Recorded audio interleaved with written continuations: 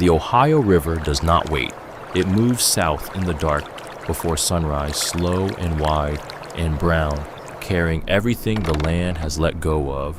From 30,000 feet, it looks like a seam, a stitch between two states, a line that has always been there and always will be.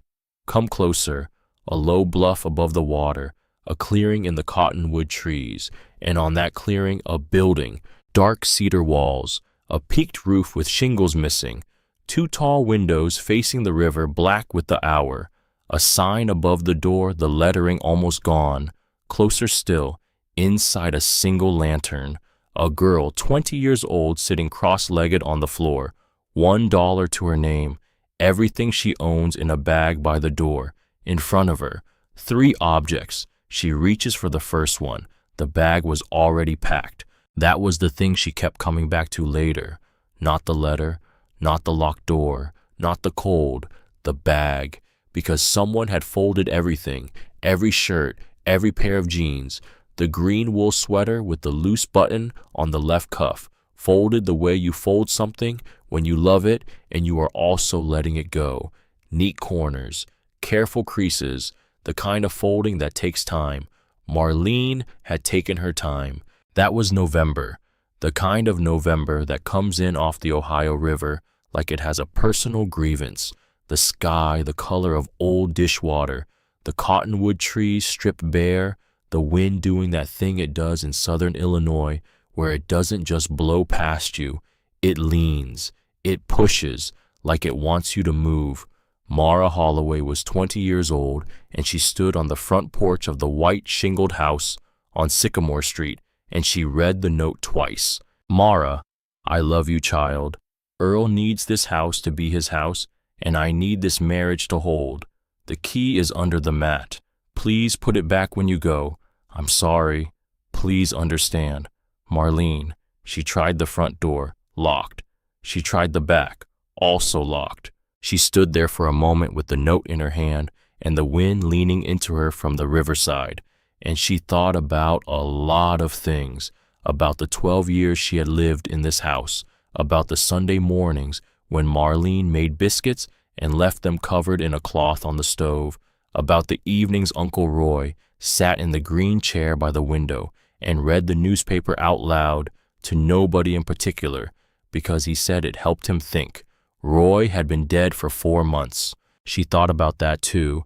Then she picked up the duffel bag. She put her hand against the front of her coat, against the small hard shape in the chest pocket, the brass pilot's whistle on its worn cord. She had carried it for 9 years. She didn't know how to be in a room without the weight of it. She tucked the key under the mat. She walked 11 blocks to Hattie's. She counted them. Not because she needed to, because counting is something you do when your mind is trying to find a floor and the floor keeps not being there. 1 block past the feed store, 2 past the Methodist church with the sign that still said, "Welcome home, Roy," in letters that were starting to curl at the edges because nobody had changed it yet. 3 past the gas station, 4 past the elementary school where she had drawn pictures of towboats in the margins of her arithmetic worksheets, and her teacher, Mrs. Galt, had said, "Mara, please pay attention," in a voice that sounded tired of saying it. She had paid attention, just not to the arithmetic. The towboats were more important. She had known that since she was small. Her father, Caleb, used to tell her about her grandfather, Silas, who had been a river pilot on the lower Ohio for 31 years.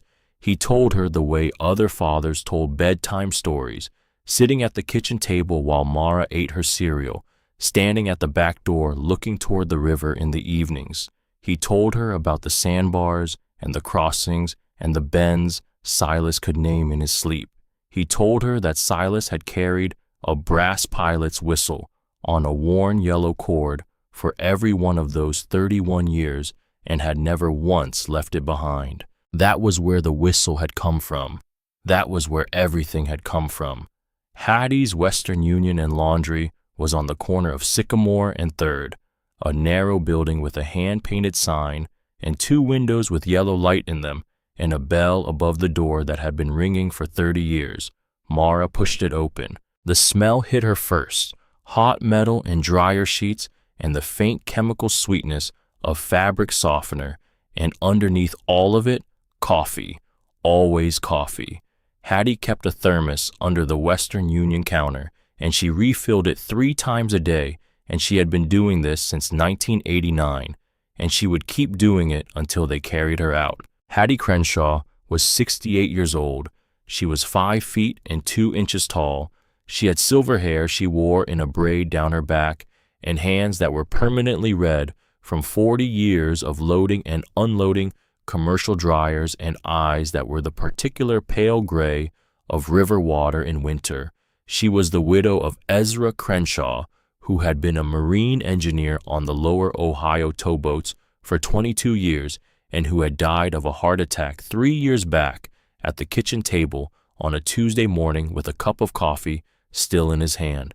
Hattie had finished the coffee before she called anyone. She said later it was what Ezra would have wanted.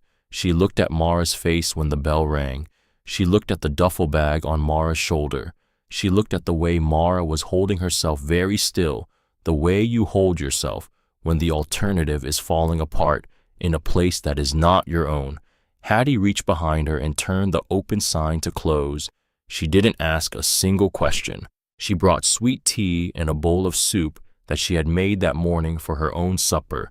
She sat down at the folding table behind the dryers, and she put her elbows on the table, and she waited while Mara ate. When the bowl was empty, Hattie said, "There is a folding cot in the back, clean sheets on the shelf above it.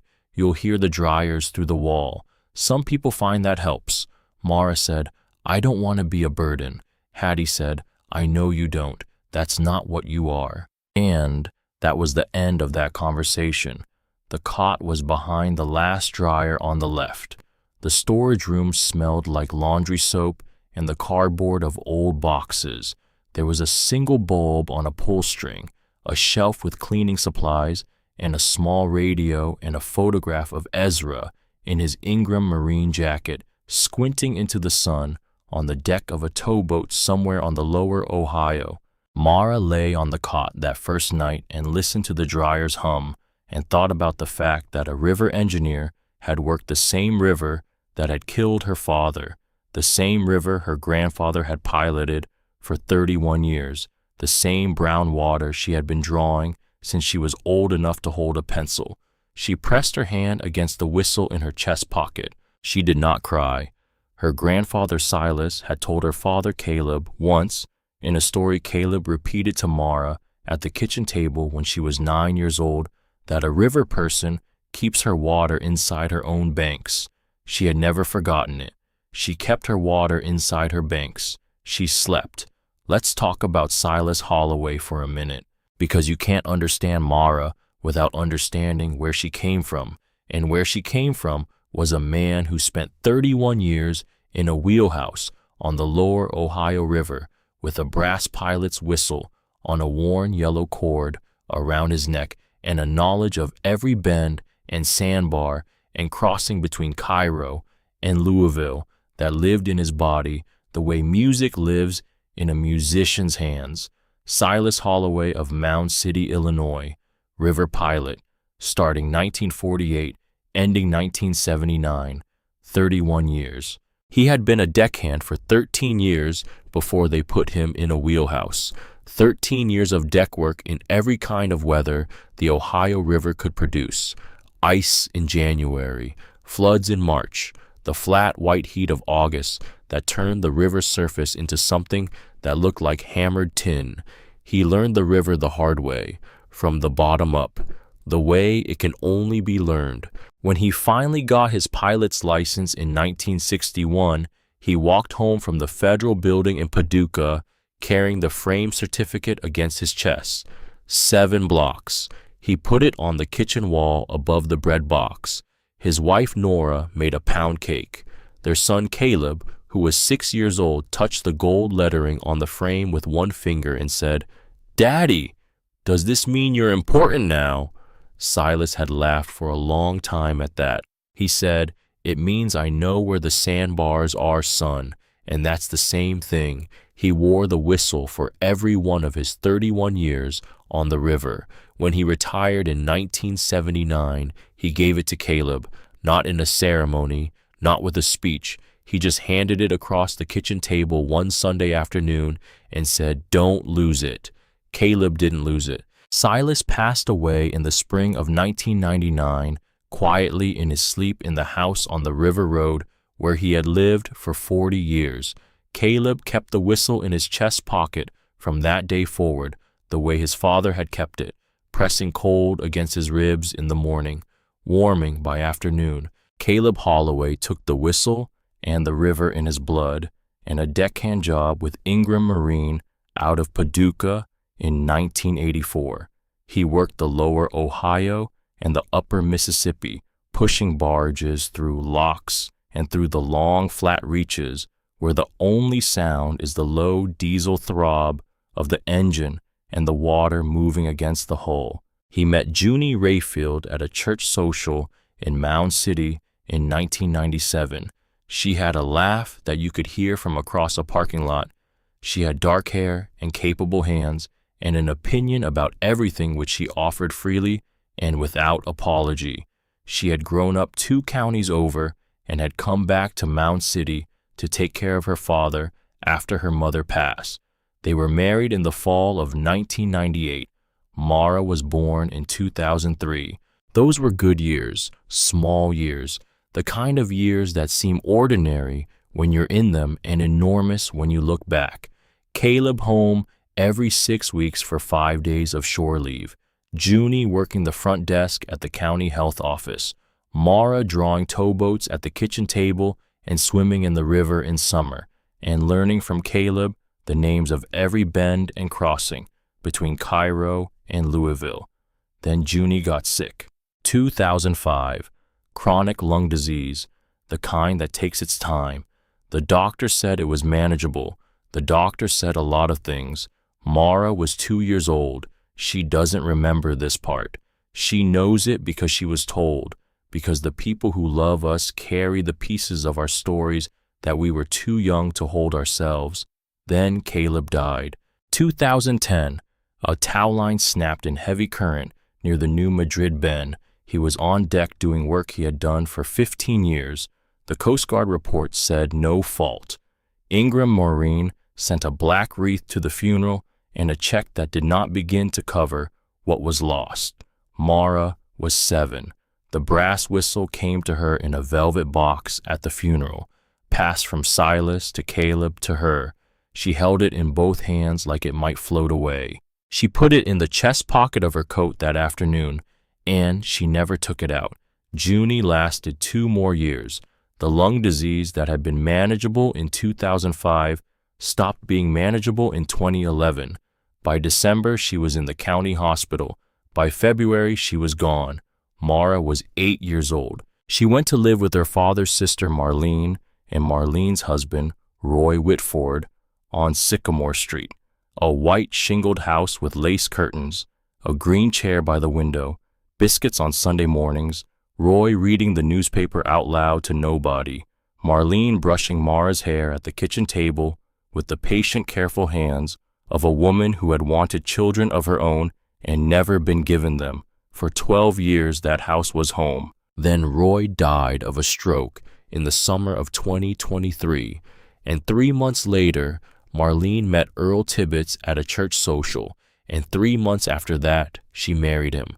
Earl Tibbetts was not a bad man. He was a retired farmer from 2 counties over who had been alone for a long time and who needed things orderly and who needed his household to be his household. He had 2 grown daughters who came to Sunday dinners and looked at Mara across the table with polite smiles that meant nothing at all. Mara got a job at Hattie's laundromat when she was 16.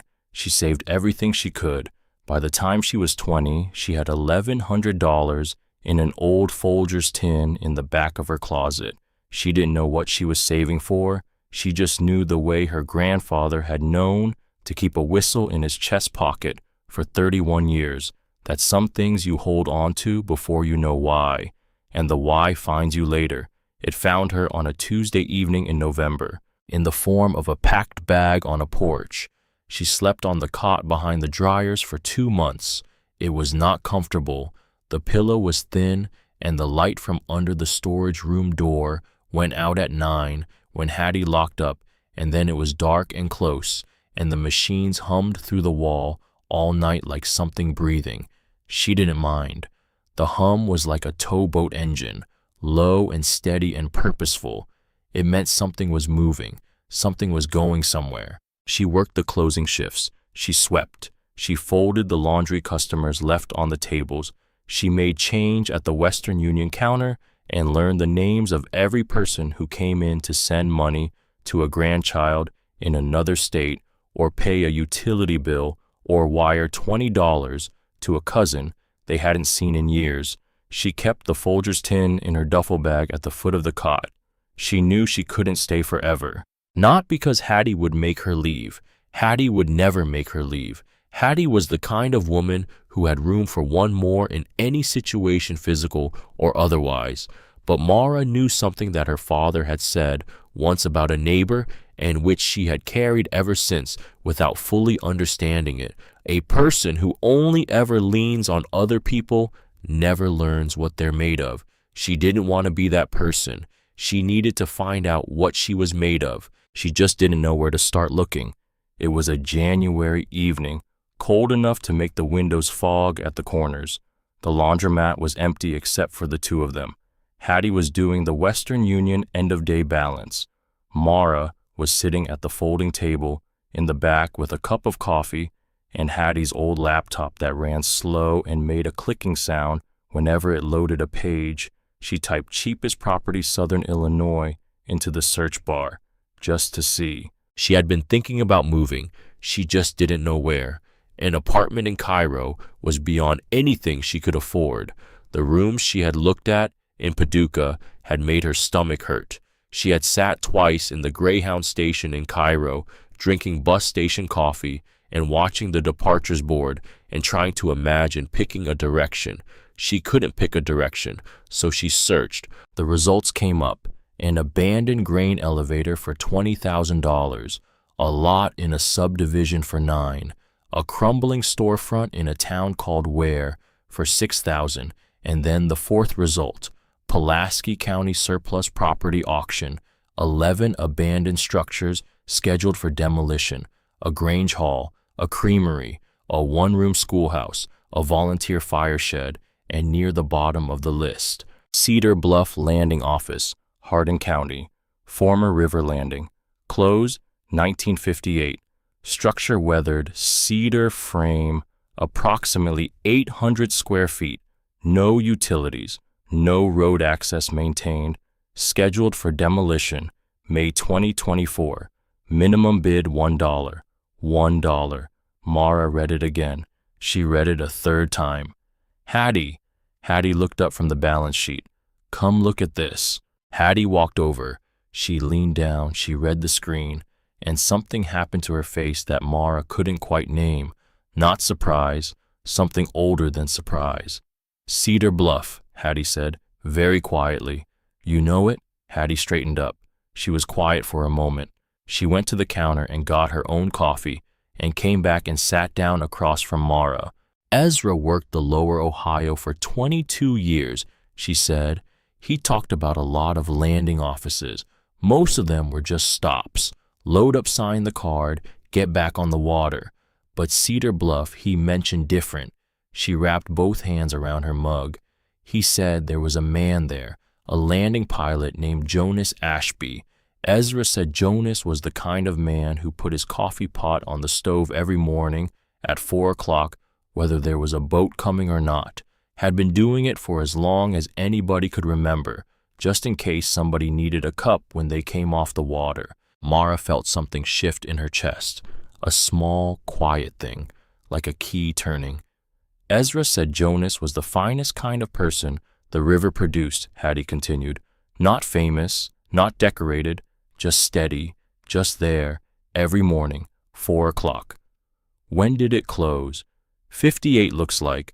The river companies consolidated their stops, changed the whole routing on the Lower Ohio.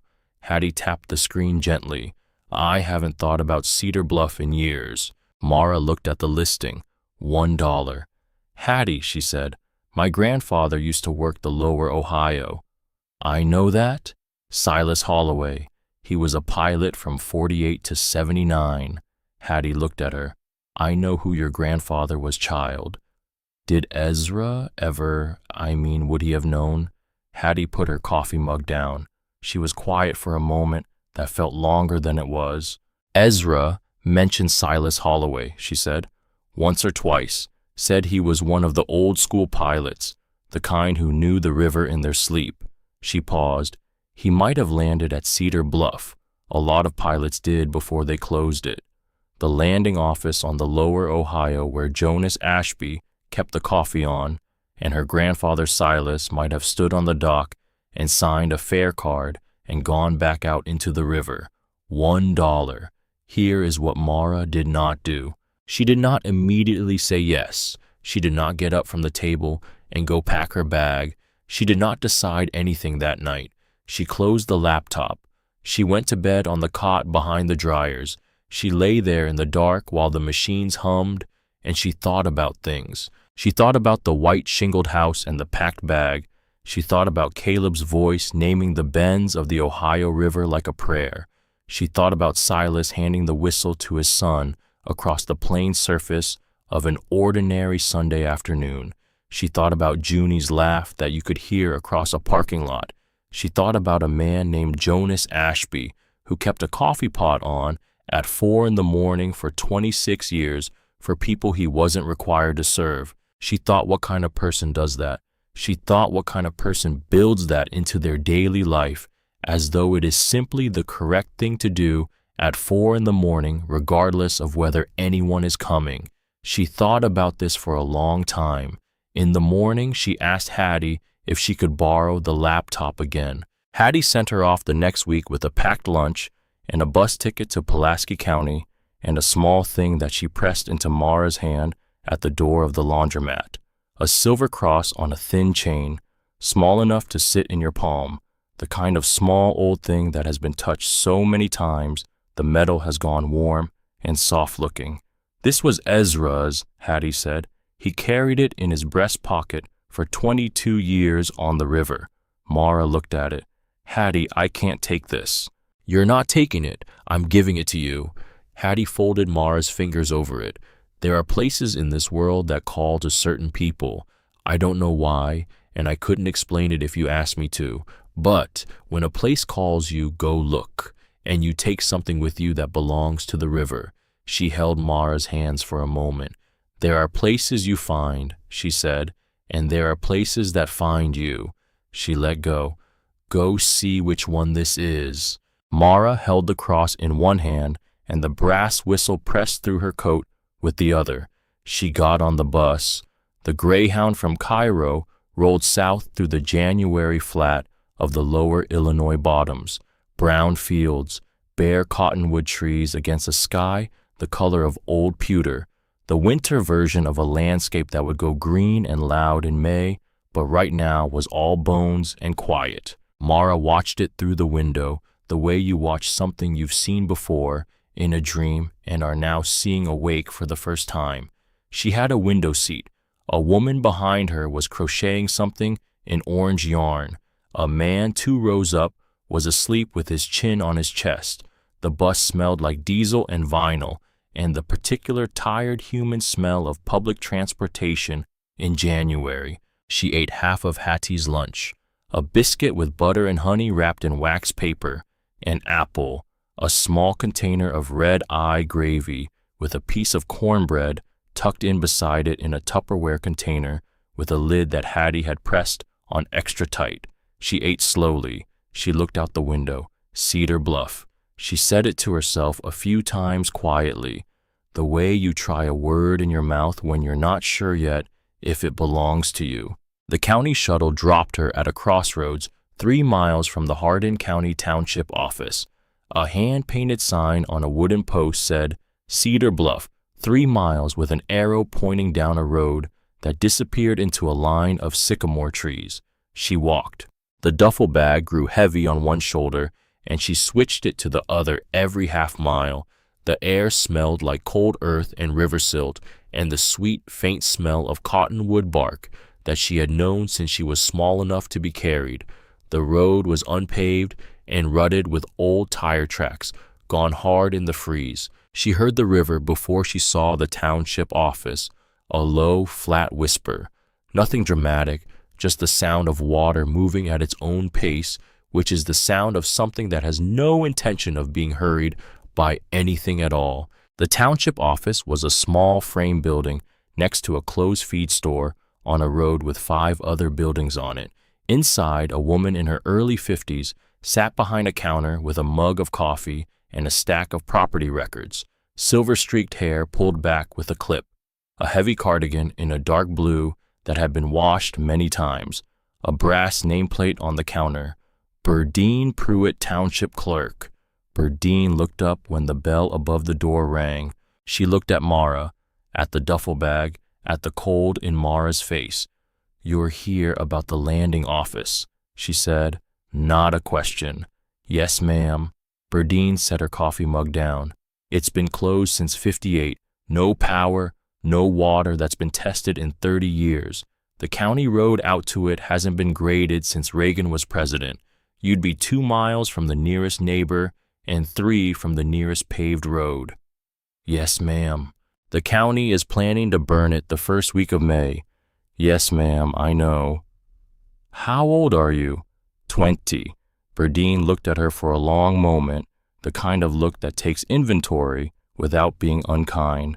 "You got family around here?" "No, ma'am." "What do you have?"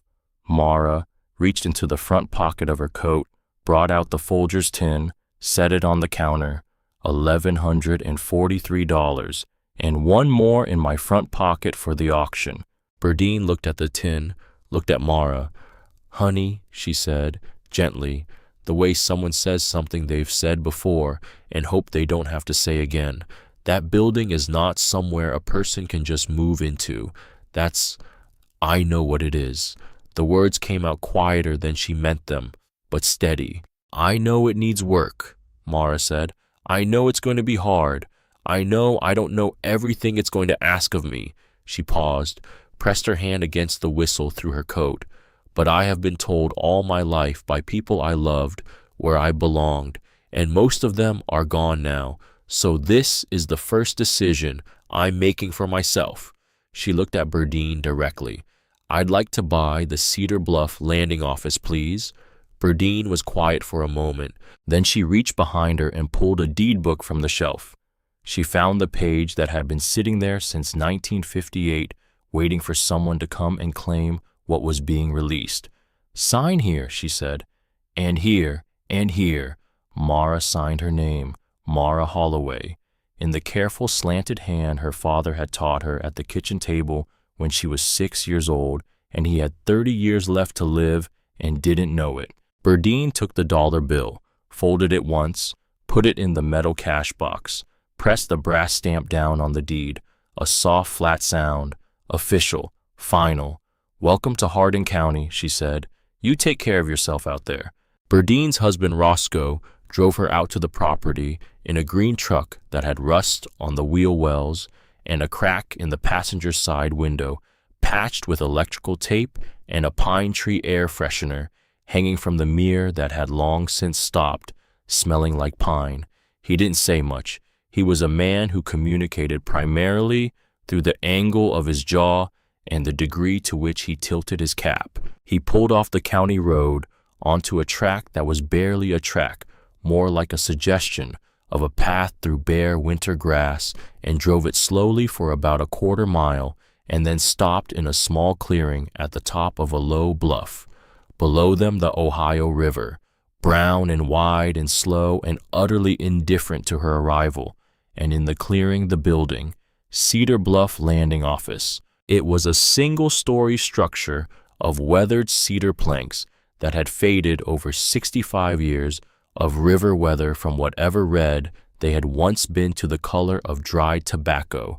A wide overhanging eave ran the length of the river-facing side, a peaked shingle roof with patches missing, near the back corner where something had come down a branch or the weight of a bad winter.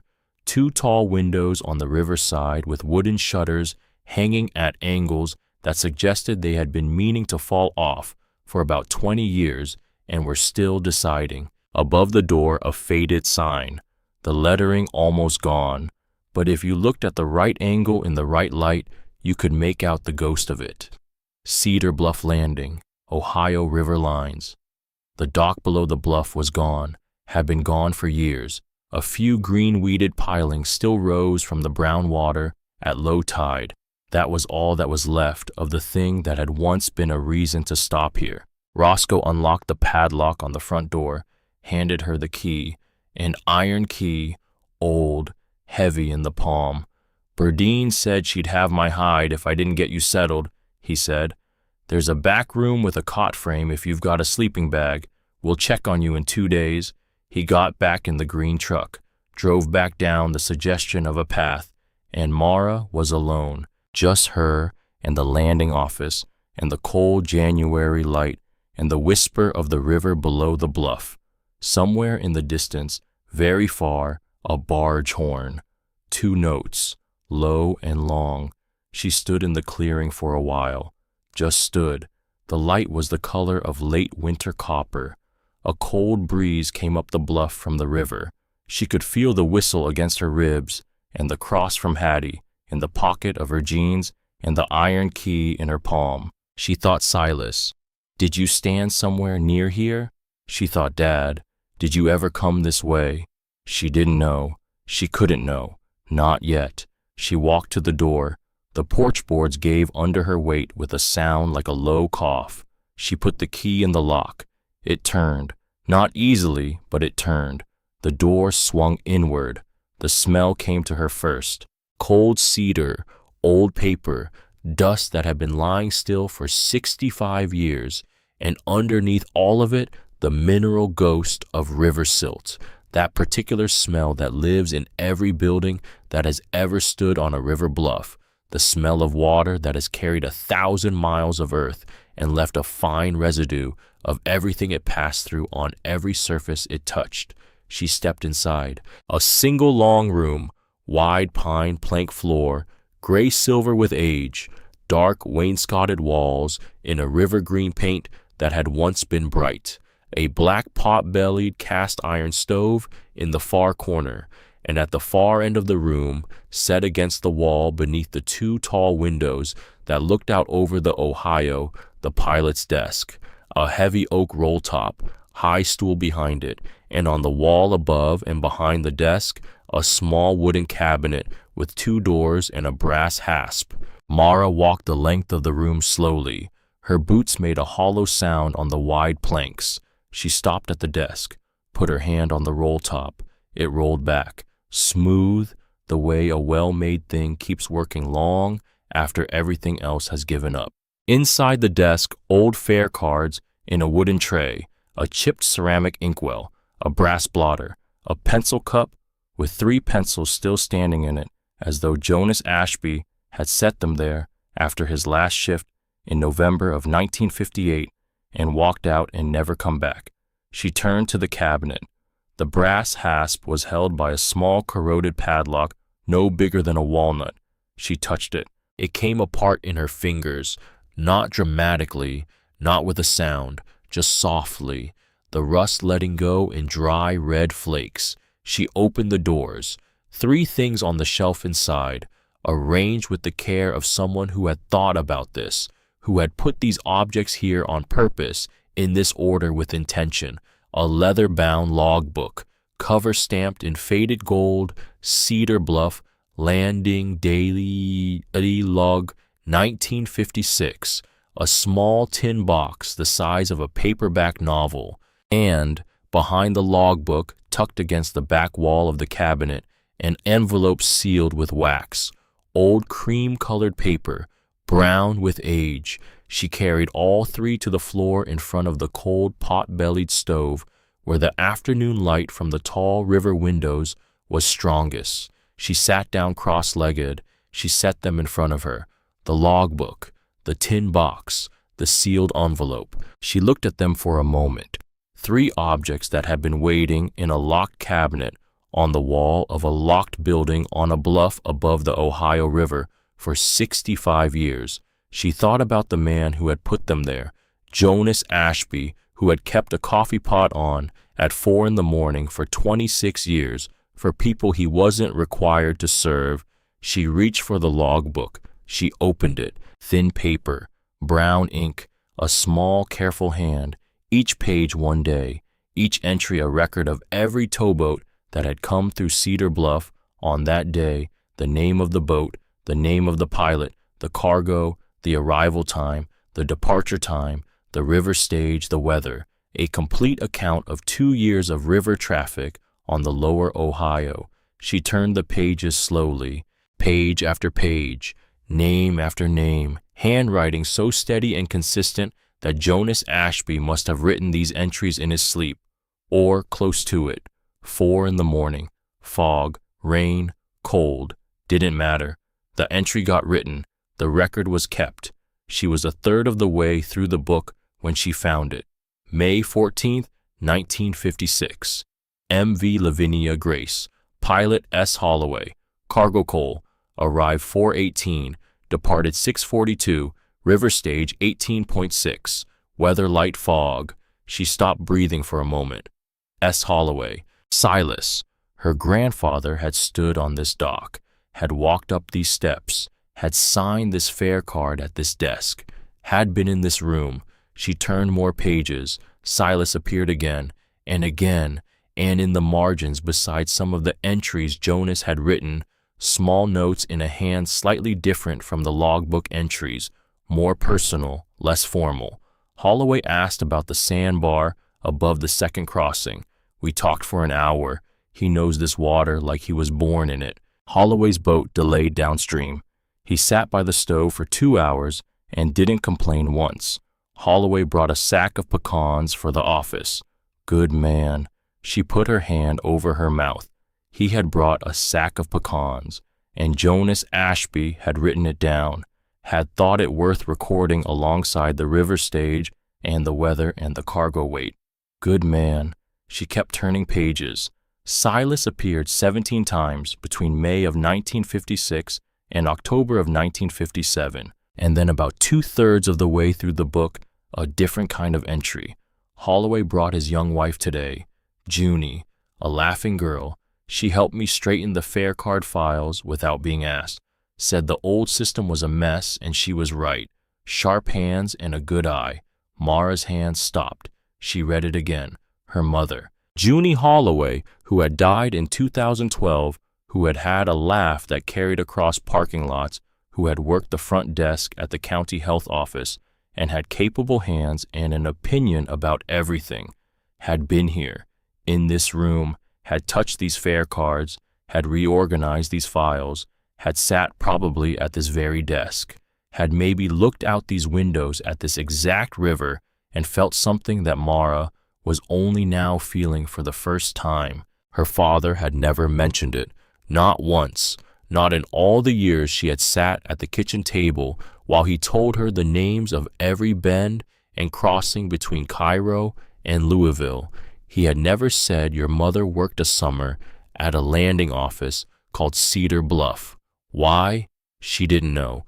She set the logbook down very carefully, the way you set down something fragile, the way you set down something that matters. She looked at the tin box. She looked at the wax-sealed envelope. She looked back at the note in the margin of Jonas Ashby's logbook. Holloway brought his young wife today, Junie, a laughing girl. Outside, the river moved on its old patient course, below the bluff, under the winter sky, carrying its weight of cold brown water south toward the Mississippi the way it always had, the way it always would, indifferent to any particular Tuesday afternoon in any particular January, indifferent to the girl sitting cross-legged on the floor of an old landing office with her hand pressed to a brass whistle in her chest pocket and 3 objects in front of her, and a feeling in her body like something she had been looking for all her life had just quietly walked through the door. She didn't have a name for the feeling yet, but it pressed warm against her ribs. She reached for the tin box. Part 2. What the River Keeps. The tin box opened with a sound like a held breath finally released. A soft pop, the lid giving way after 65 years of staying shut, and the smell that came up from inside old paper dry metal, something faintly sweet that she couldn't name and would spend weeks afterward trying to identify and never quite could. She looked inside. Money. Old bills in bundles held together with paper bands that had gone brittle and brown, large format notes from the 40s and 50s, the faces on them slightly different from modern currency, the paper thick and soft in a way that modern money isn't. She counted slowly, carefully, setting each bundle on the pine floor beside her and smoothing the bills flat. $4,280. She sat back. $4,000 in a tin box, in a cabinet, in a building that had been locked since 1958. She thought, this is not real. She thought this is completely real.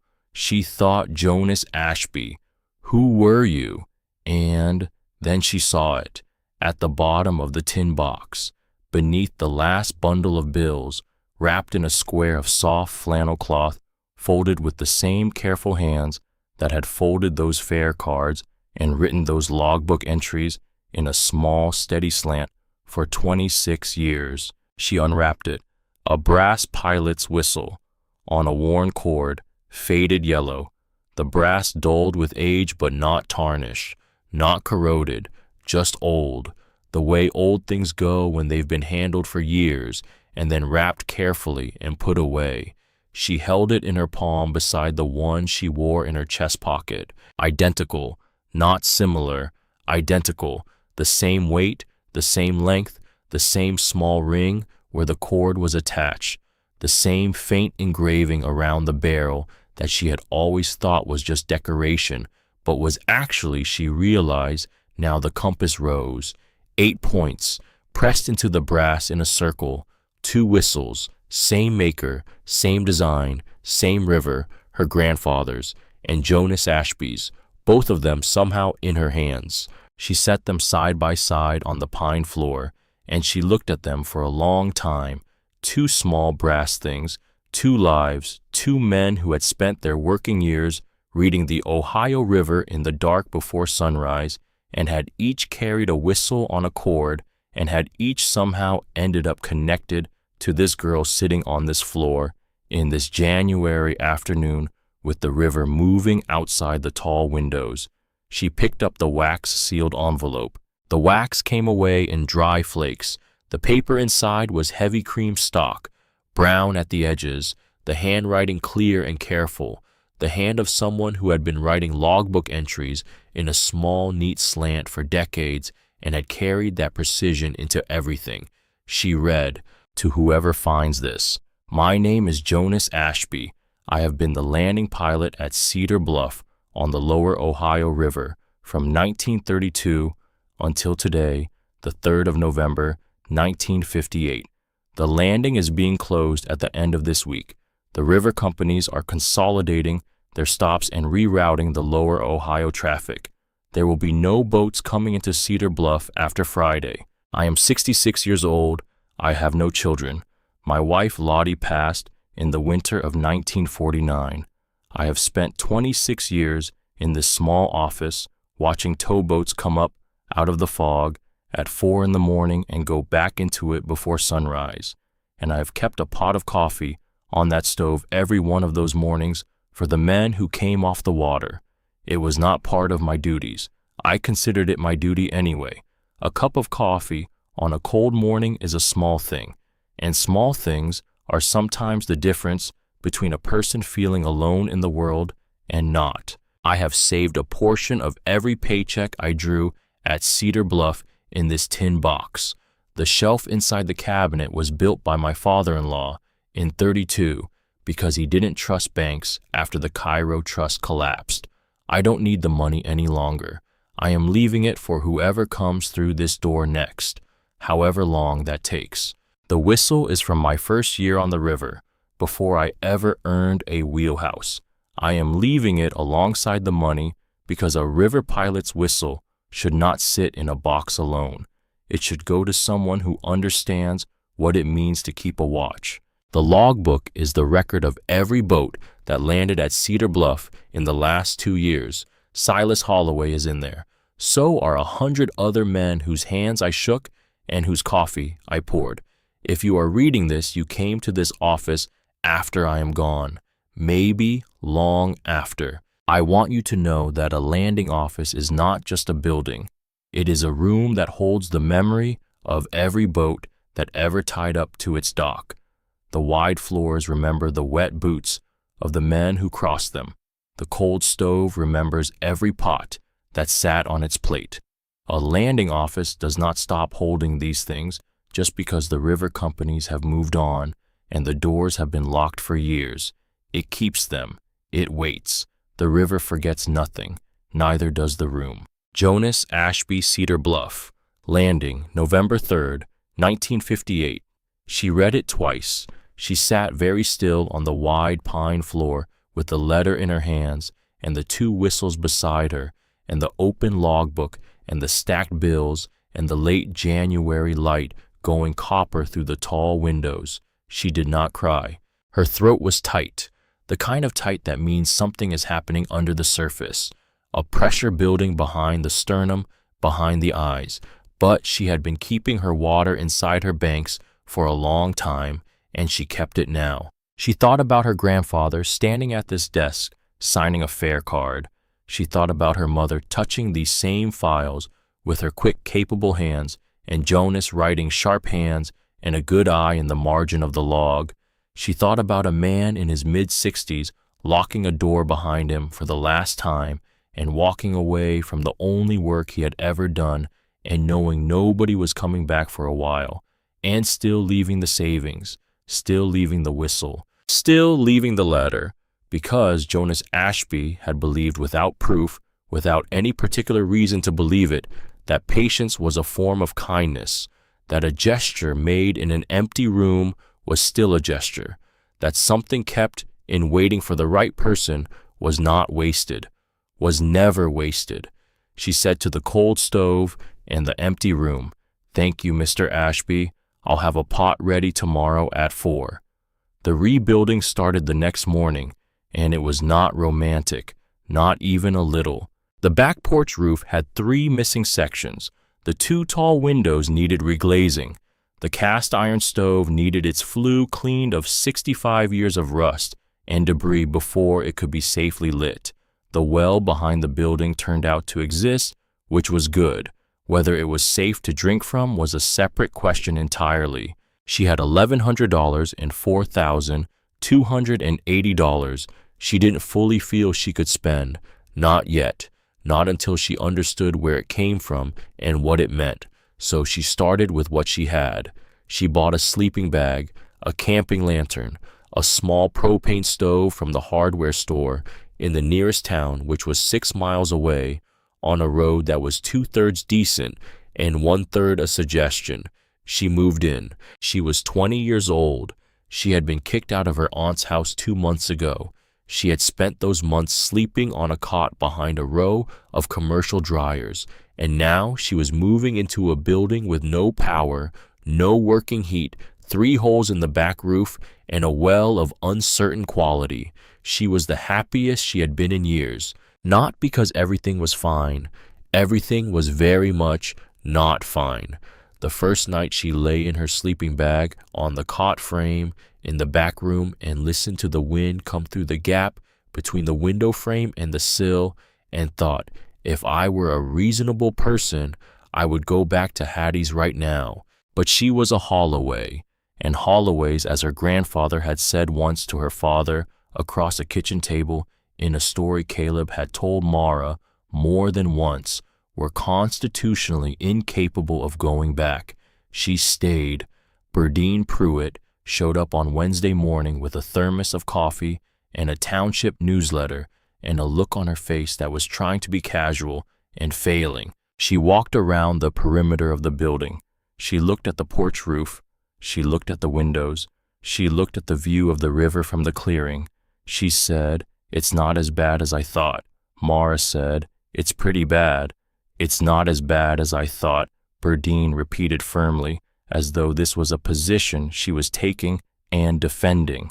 She came back the next Wednesday with the thermos and the newsletter, and her husband Roscoe, who arrived in the green truck with a load of split firewood in the bed and stacked it under the back eave without being asked, and refused to discuss payment and drove away. The following Saturday, a truck pulled into the clearing that Mara didn't recognize, an old Ford, dark green, one headlight distinctly brighter than the other. A man got out, 70-something, hands the color and texture of old leather, a canvas jacket, a toolbox in one hand. He stood in the clearing and looked at the building. Then he looked at Mara. "Hollis Reeves," he said. "Mara Holloway." He nodded once. "Burdine said you were trying to fix the back porch roof." "I am. You know how to reframe a roof section." Pause. "I'm learning." He set the toolbox down. "I'll show you. You hold. I'll cut." He didn't ask to come in. He didn't explain himself further. He set up his sawhorses in the gravel of the clearing, and he worked until the light failed, and then he packed his tools and drove away in the Ford with the one bright headlight. He came back the next Saturday, and the one after that. He didn't talk much while he worked. Occasionally he would say something like, "Hold that end," or "Pass me the smaller hammer," or once, looking at a section of rafter that had rotted through, "They don't make cedar like this anymore," in a tone of genuine personal offense. She asked him once why he was helping. He was quiet for a moment. Then he said, "My father worked a towboat on the Cumberland from 1940 to 63. I grew up on that river." He picked up a piece of lumber and sighted down it. "A landing office is a piece of history that belongs to the river, not to the county burn pile." He set the lumber on the sawhorse. "Hold that end." She held that end. 3 weeks after she moved in, Garrett Finch arrived. She was on the porch working on the window frame when she heard the car. Not the kind of car that belonged on this road. The kind of car that belongs in a parking structure in a major city. Dark, clean, the tires making a sound on the gravel track like they found the whole experience beneath them. She climbed down from the porch railing. He was standing at the edge of the clearing looking at the building. Mid-40s, a wool coat the color of charcoal, good shoes that were already unhappy about the gravel, hair gone distinguished gray at the temples in the way that happens to men who have enough money that gray becomes an asset. He looked at her. She looked at him. Mara Holloway. Yes. Garrett Finch. He produced a card from his coat pocket, held it out. She took it. "I'm a developer out of Chicago. I've been looking at properties on the lower Ohio bluffs for about 8 months. Cedar Bluff came up in my research." He looked at the building again, then back at her. "I'd like to make you an offer." "No." He blinked. He had not expected to get there quite that fast. "You haven't heard the offer. It doesn't matter what the offer is." $250,000. Beat. She looked at the card in her hand. It had a Chicago address and a logo that was the kind of logo that spent a lot of money looking effortless. "No," she said again. He studied her, not unkindly, but with the focused attention of a man who had built a career on reading people and identifying the specific pressure point that moved each one. "What is it you're planning to do with it, if you don't mind my asking?" "I do mind, actually." A pause. He almost smiled. "Fair enough." He put his hands in his coat pockets. "The offer stands. My card has my number." He looked at the river through the bare trees below the bluff. "It's a beautiful piece of land." "Yes," she said. "It is." He got back in the dark car. He drove back down the track with the tires making their offended sound on the gravel. She stood in the clearing and watched him go and felt the particular chill that comes not from temperature, but from the recognition that something has begun, not ended, begun. He came back 3 weeks later with a different number. She said no again. March came in cold and stayed cold, and then the fever came. She didn't notice it at first. She thought she was just tired. She'd been working hard. Getting up at 4 to light the stove and heat water for coffee, she was keeping on as a matter of habit and promise, working the building through the day, going to bed early. She thought the heaviness in her body was just the body's honest response to physical labor. Then one morning she woke up and the sleeping bag was soaked through and the room was spinning. She lay there for a moment, assessed the situation. Temperature high, very high, the kind of high that makes the ceiling look like it's moving. Resources: 1 propane camp stove, half a loaf of bread, 2 liters of water, 1 sleeping bag currently wet, 1 small lantern, nearest neighbor 2 miles, phone signal intermittent at best. She thought this is fine. She thought this is not fine. She drank water. She ate some bread. She lay back down. She told herself she'd feel better in the morning. She didn't feel better in the morning, or the morning after. On the 3rd day, she heard the Ford with the one bright headlight come up the track, heard Hollis's boots on the porch boards, his knock at the door. "Holloway!" She tried to say, "I'm fine," but what came out was something less convincing. He opened the door, stood in the doorway looking at her for approximately 2 seconds. "Right," he said. He drove her to the county hospital in the Ford. She sat in the passenger seat with her sleeping bag wrapped around her shoulders and her forehead against the cold glass of the window and the bare trees going past in the gray outside. The county hospital was a 1-story building in a town 12 miles from Cedar Bluff. It smelled like antiseptic and floor wax, and the particular brand of institutional coffee that is somehow universal to every medical facility in the country. A nurse took her temperature and her blood pressure and asked her name, Mara Holloway. The nurse's hand stilled slightly on the blood pressure cuff.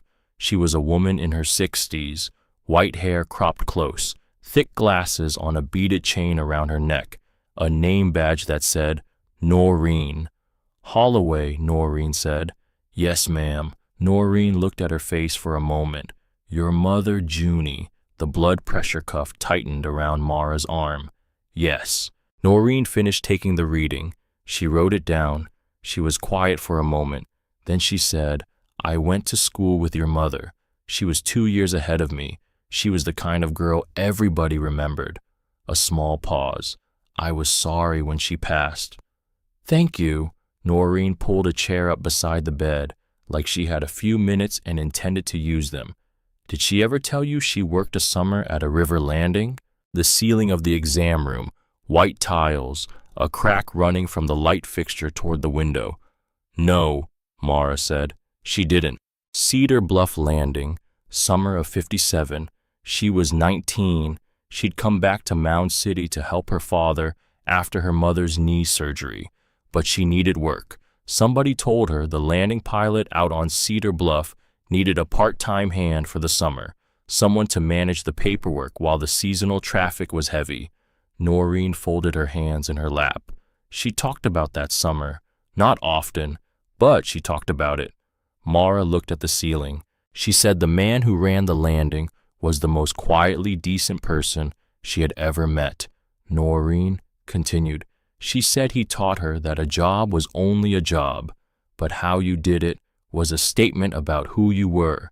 Jonas Ashby, who kept the coffee on at 4 in the morning for 26 years, teaching a 19-year-old girl about decency and the quality of work. A girl who would 46 years later have a daughter who would spend $1 on the building where that lesson happened. "There's something else," Noreen said, her voice careful now. "Measured.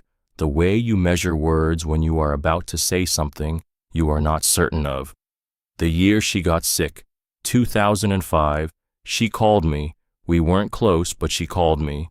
A pause. She asked me to do something for her. She had a letter she needed delivered somewhere. She couldn't go herself. The disease was early, but she tired easily, and the drive was long.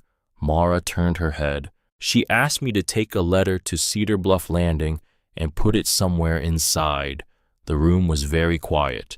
I drove out there. Building was locked, boarded up, but the back window had a gap in the boards. I put the envelope through. Noreen looked at her hands. She didn't tell me what was in it. She just said, put it somewhere dry, somewhere it'll keep. A long pause. I always wondered whether it was still there, whether anyone would ever find it. Mara's voice came out smaller than she intended. What did it look like, the envelope? Noreen looked up. Pink, she said. Pale pink, a little thing, with your name on the front. She checked herself out of the hospital the next afternoon. Hollis drove her back. She walked into the landing office, straight to the pilot's desk. She stood there for a moment. Then she got down on her knees.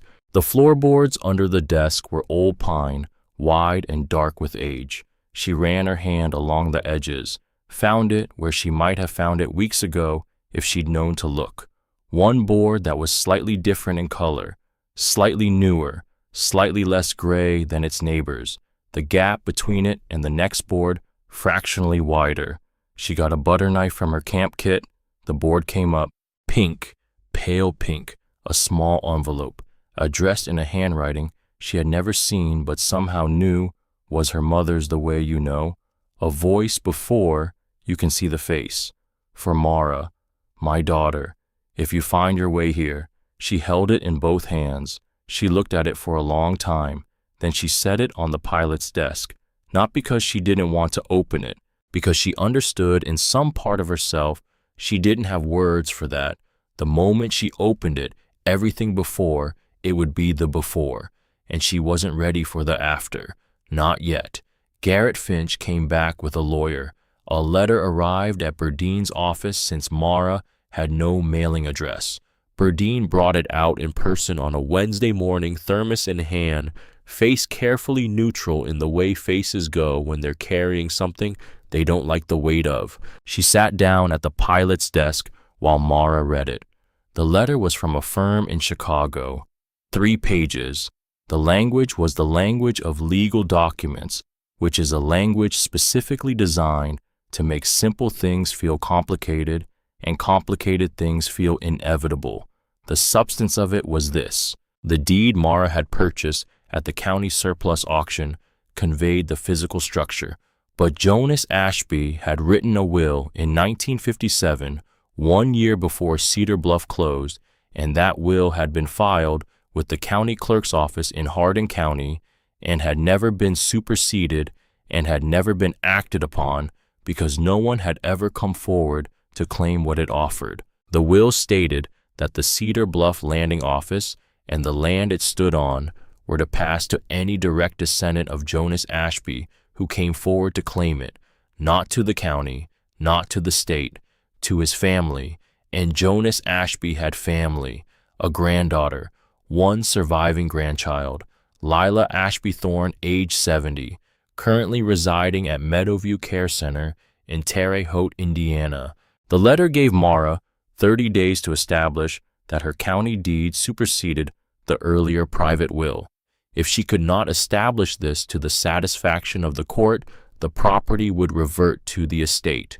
Mara set the letter down on the desk. She and Berdine sat in silence for a moment. 30 days, Berdine said. Yes, we can look at the county records. The auction was legal. The county had the right to surplus the property. Did they? Berdine was quiet. If Jonas wrote a will, Mara said, and filed it, and nobody ever executed it, did the county have the right to put it up for auction? Or did they not know? Berdine tapped her finger on the edge of the desk, slowly, thinking. The county clears properties that have been on the delinquent tax rolls for over 15 years. They do a title search. But if the will was filed in Hardin County and the auction was processed through Pulaski County records, they might not have caught it. So, there might be a legitimate competing claim. There might be. Berdine looked at her. But there's another possibility.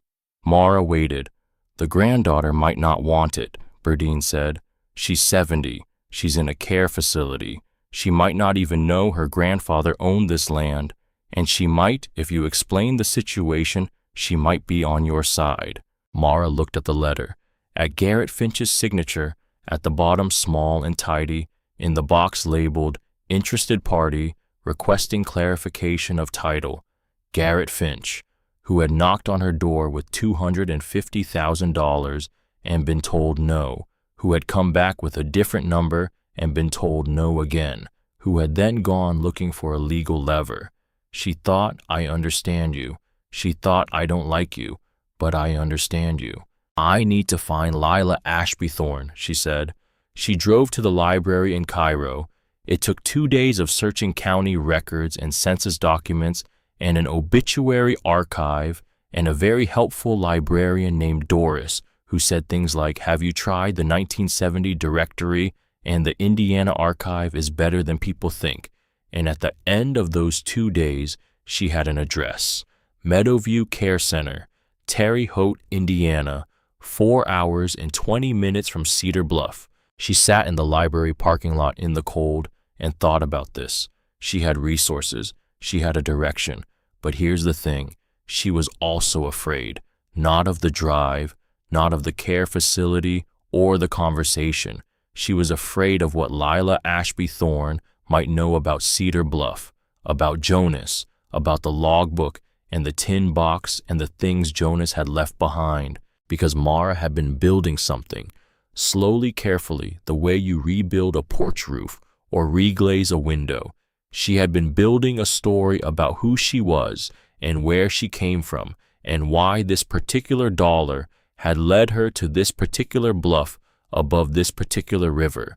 And what if Lila's version of the story didn't match hers? She sat in the parking lot and felt this fear move through her the way cold moves through an old building, finding all the gaps.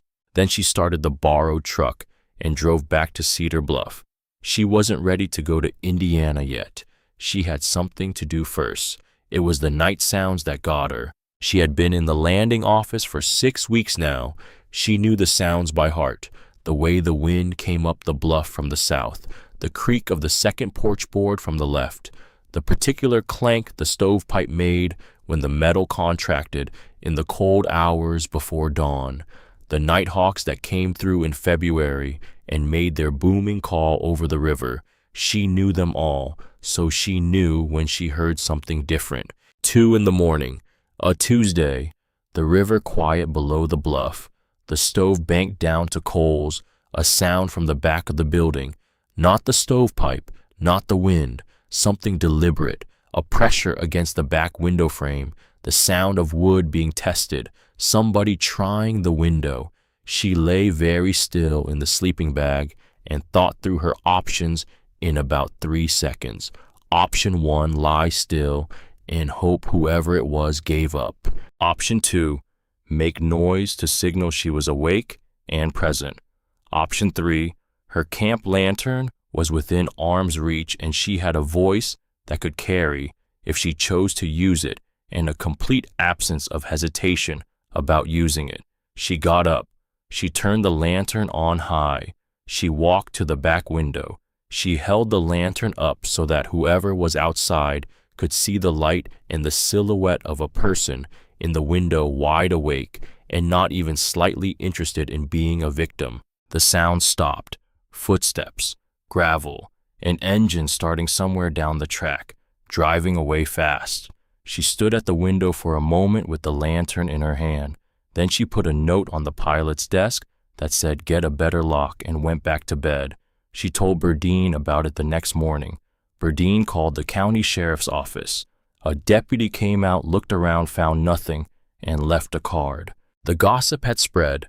The story of the girl who bought the landing office for $1 had been interesting enough, but once the rumor about found money had gotten out, she didn't know exactly how. She suspected the credit union, or possibly just the fact that small towns have a metabolism for information that makes the internet look slow.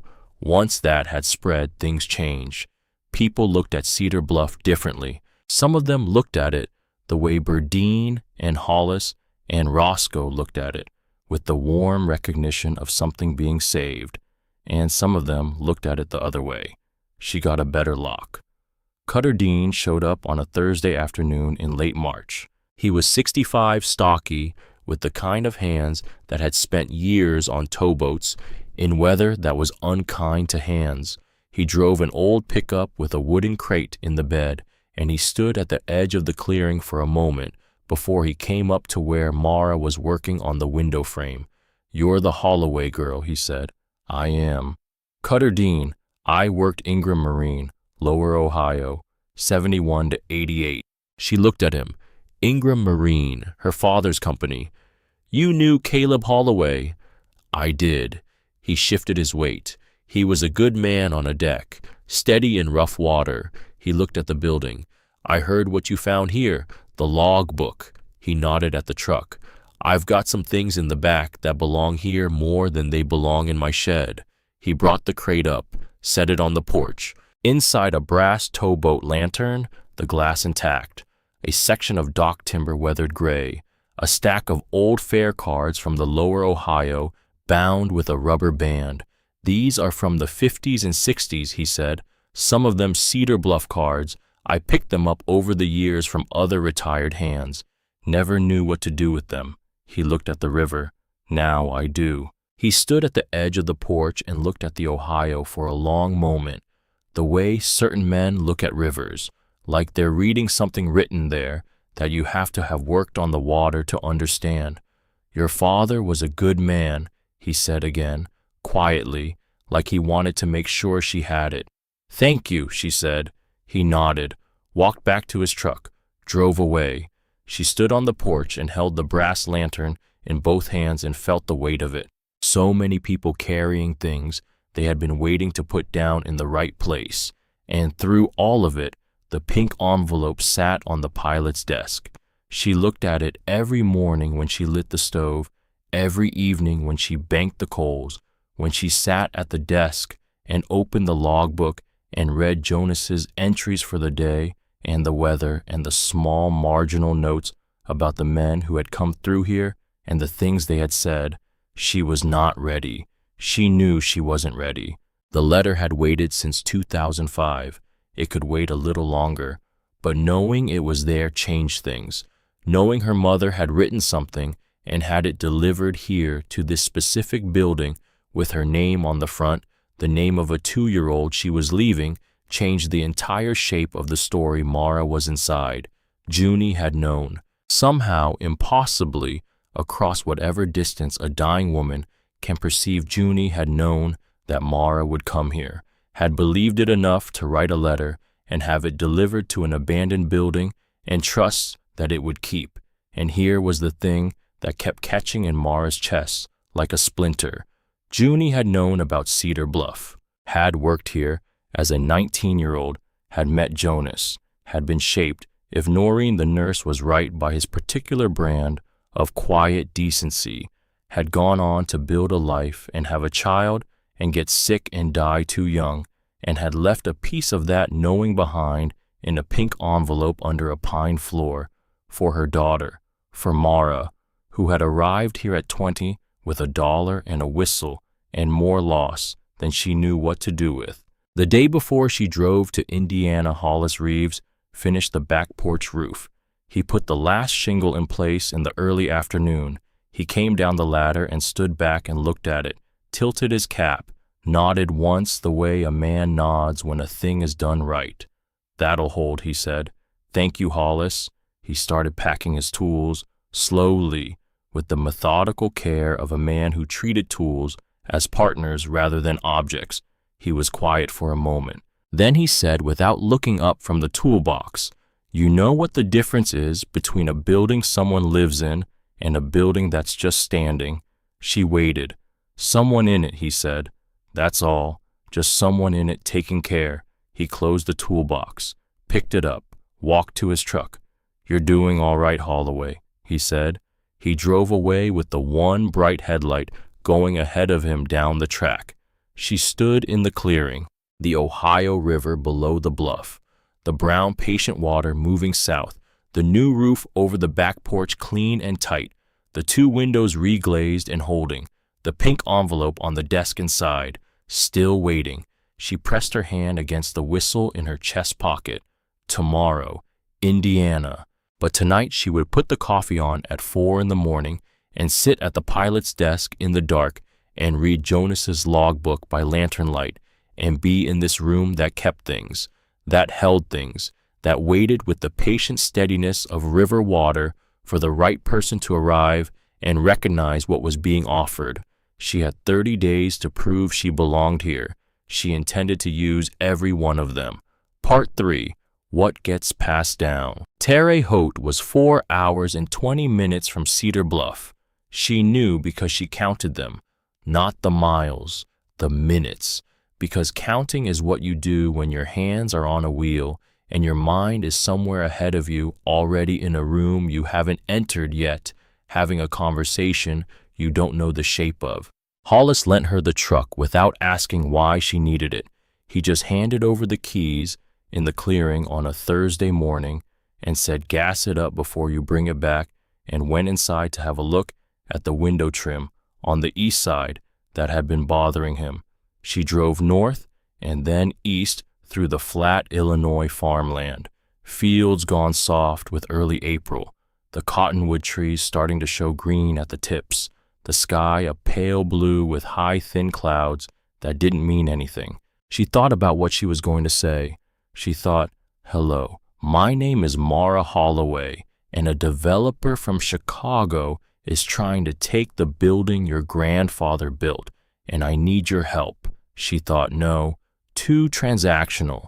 She thought, "Hello, I found Jonas's logbook and his letter and his whistle, and I think he left it all for someone like me, and I think you might know why." She thought also too much. She thought, "I'll figure it out when I get there." She always figured it out when she got there. That was not a plan. That was a temperament. Meadowview Care Center sat at the end of a quiet road in a residential neighborhood on the east side of Terre Haute, a one-story building in brown brick with flower beds along the front walk that were just beginning to come up. Pansies, cheerful and slightly defiant in the early April cold. She sat in the truck in the parking lot for 3 minutes. Then she went in. The inside smelled like all care facilities smell, floor wax and cafeteria food, and underneath it, the particular human warmth of a place where people live their days slowly and completely.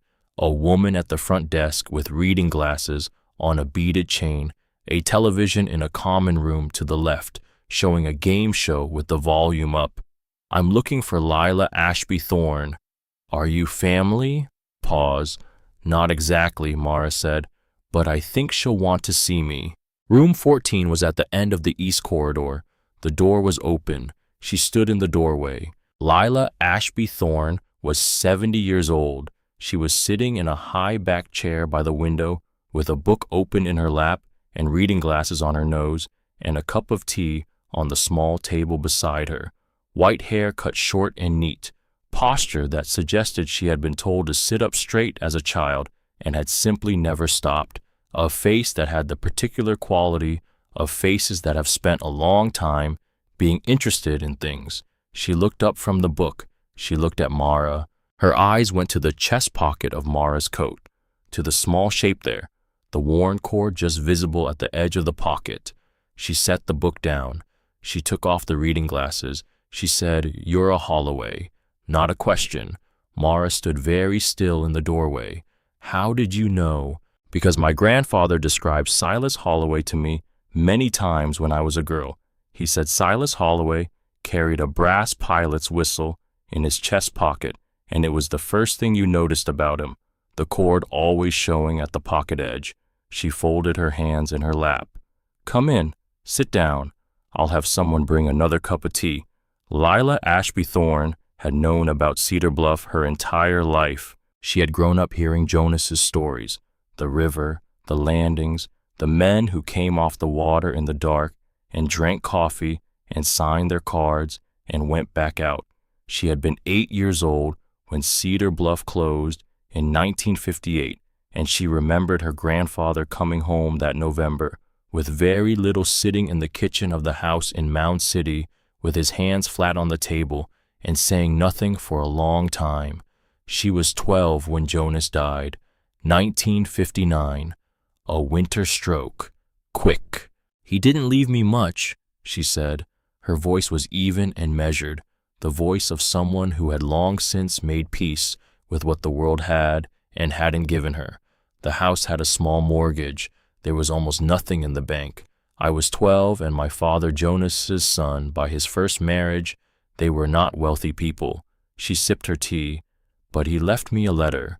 Mara set her own teacup down. He wrote it in the same week he wrote the one he left at Cedar Bluff, Lila said. He always wrote in pairs. He said a thought worth writing once was worth writing twice in case the first one got lost. A small smile. He gave me mine directly, pressed it into my hands the last Christmas I saw him and said, "Keep this. Read it when you need to." What did it say? Lila looked out the window at the flower beds, at the pansies pushing up through the April cold. It said that he had left something at Cedar Bluff for the person who needed it most, and that if a Holloway ever came back to that landing, it meant the river had done its work. She paused, and that whatever I had in my heart to feel about what was left there, I should feel it and then let the Holloway have it, because it was always meant for them. The room was very quiet. The game show from down the corridor, a voice saying a number, applause. "He left money," Mara said, "and a whistle, and a letter." Yes. Why the Holloway specifically? Lila set her teacup down. She looked at Mara directly. Because of what happened in the summer of '57. Here is what happened in the summer of 1957. Mara had pieces of it. The log book, the note in the margin. Silas came with his young wife Junie. What she didn't have was the rest. Lila gave it to her. The Holloway family, Silas and Nora and their son Caleb, who was 2 years old, had been struggling. The small river house they owned in Mound City had a back tax lien against it. 3 years of lean seasons on the river, when the work was slow and the pay was slow too.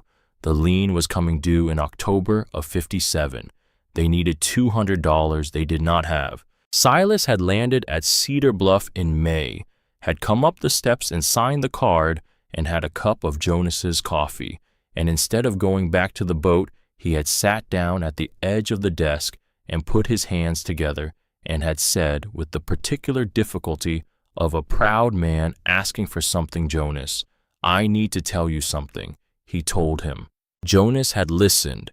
He hadn't interrupted. He hadn't offered advice. He had let Silas say the whole thing, the money and the lien and the house and Nora and the 2-year-old boy. And then Jonas had gone to the cabinet on the wall and opened it and taken the tin box off the shelf and counted out $200 and put them on the desk. He said, "Take this." Silas said, "Jonas, I can't." Jonas said, "You can, and you will, and you'll pay it back when you can." He never could. The river work picked up. The lien was paid. The house was saved. But Jonas died in the winter of 1959 before Silas ever had the chance to put money back in that tin box. And Silas had carried it the weight of an unreturned kindness for the rest of his life. "He talked about it when I was growing up," Lila said. "My grandfather, he said Silas Holloway was the most honest man he ever met. Honest enough to ask for help when he needed it, which is rarer than people think." She looked at her hands. "He said if that family ever comes back to Cedar Bluff, whatever's in that box is theirs. I kept it for them. I always kept it for them."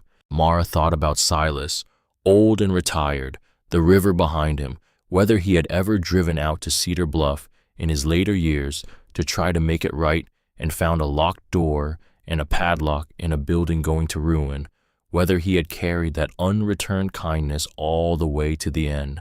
She thought he had. Some weights you carry all the way. "There's a legal question," Mara said, "about the property." "I know." She looked at Lila. "You know, a man named Finch sent a letter to this facility 4 weeks ago." Lila's voice was dry, very dry, the voice of a woman who had seen enough of the world to recognize an opportunist in 3 sentences of formal correspondence. "He seems to believe that I am a tool he can use. Are you?" Lila looked at her for a moment. Then she reached into the drawer of the side table beside her chair and removed a folder. Inside the folder, a document, thick paper, notarized, the stamp still legible after 67 years. My grandfather filed 2 wills, she said. The one Mr. Finch's lawyers found was the first draft, filed in Hardin County in '57. She held out the document. This is the second, filed in Pulaski County in October of '58, 6 weeks before he closed Cedar Bluff. He superseded the first. She paused. This will states that the Cedar Bluff Landing Office is to be released to the county for disposal if no Holloway comes forward within 10 years of his death. After that, the county has full right of disposal. Jonas had died in 1959. 10 years, 1969. The county had been within its rights in 1969 and every year since to do exactly what it had done, put the building on the surplus rolls and sell it for $1 to whoever showed up. The first will was void. Garrett Finch had nothing.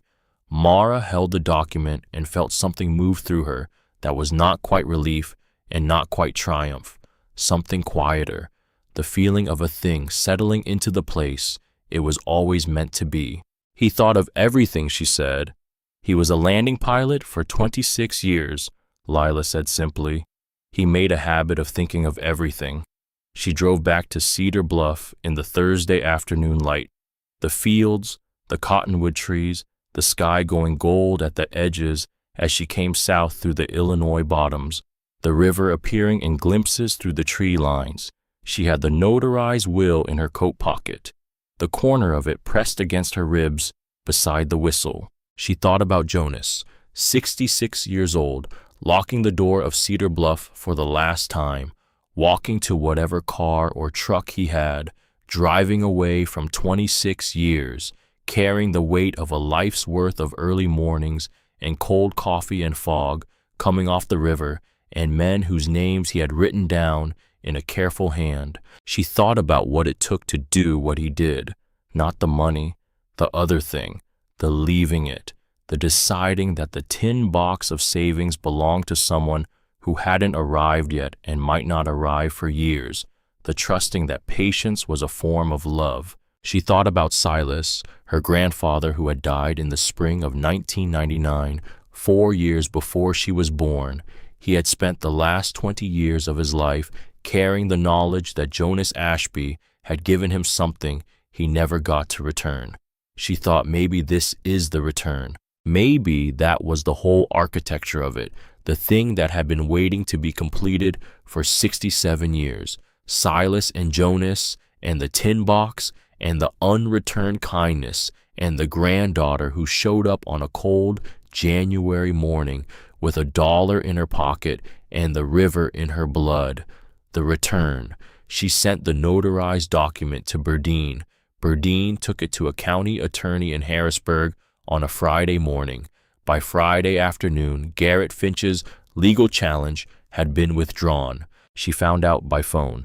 Standing in the clearing at Cedar Bluff, with the Ohio River below the bluff and the April sky enormous overhead, and Burdine's voice on the line saying, "It's done, honey.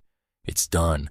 She stood there after she hung up, just stood. The river moved past the bluff the way it always had, without comment, without acknowledgement. The river didn't care whether she kept the building or lost it. The river was going to do exactly what it always did, which was move south at its own pace through every human drama that played out on its banks, carrying its weight of cold water and silt and memory toward the Mississippi. She pressed her hand against the whistle. She said to the river, "I know. It's not about the building." The river did not disagree. Garrett Finch came one more time, the last Tuesday of April, the dark car on the gravel track. He stood at the edge of the clearing the way he had the first time, but something was different in how he stood. The coat was the same, the shoes still wrong for the terrain, but the posture had changed, less like a man who was there to make an offer, more like a man who had something to say. She came down off the porch and stood in the clearing. "I'm not here about the property," he said. "Okay." He looked at the building, at the river through the trees, at the cleared porch and the new roof section and the reglazed windows. You did all this yourself. With help. In 4 months. Yes. He put his hands in his pockets. He was quiet for a moment, and in that moment something happened to his face that she didn't expect. The composed professional surface gave way slightly. Not much. Just enough. I was 22, he said, when my mother remarried. Her second husband made it clear within 6 weeks that the house was his house and his alone. He paused. I had been putting money away since I was 17. Every job I'd ever had. I had $3,000 saved, and I stood in the street outside that house, and I thought nobody is ever going to do this to me again. He looked at the river. So I made money, he said. A lot of it. I bought things, properties, places that couldn't be taken back. He paused, and it worked, in the sense that nobody ever did it again. Another pause, and it didn't work, in the sense that I have been buying real estate for 20 years, and I have never once stood in a clearing, looking at something I built, and felt what I can see on your face right now. She looked at him. He met her eyes. I'm not apologizing. I did what I did, and it was a legitimate legal question. I know, but I wanted you to know. He looked at the building one more time. I understand why you said no. He walked back to the car. She watched him go. She thought 2 people, same experience at different ages, same wound, 2 completely different roads out of it. She thought I didn't choose the road. I just happened to have $1 and a name in a log book. She thought maybe that's enough. Maybe that's exactly enough. Hattie Crenshaw arrived on the 3rd Thursday in May. She drove herself down from Mound City in a car that Mara had not known she owned, a 10-year-old Buick in a shade of blue that had once been vivid, packed to the roof with boxes and a folding cot and a cast iron skillet and a quilt her mother had made in 1962 and a coffee percolator that was older than Mara. She stood in the clearing and looked at the building. She said, I sold the laundromat. Mara said, what? Sold it last week to a young couple from Carbondale who want to turn it into a bakery. She looked at Mara. I am 68 years old and my knees don't like the damp, and I have been thinking for 3 years about where I want to spend the part of my life that's left. She looked at the river. Ezra always said he wanted to retire somewhere near the water. Mara looked at her.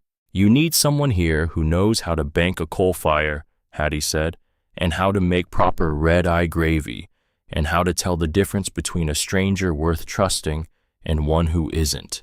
She picked up the heaviest box. I'm not asking. I'm telling you. Now help me with this. There was nothing to say to that, so Mara helped with the box. Together they made the back room a proper bedroom. They hung curtains on the river windows.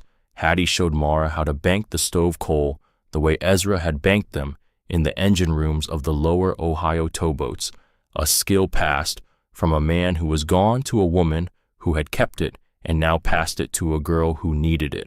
That was how things moved, not through bloodlines necessarily, through hands, through the patient transmission of one person's knowledge to the next person standing near enough to receive it.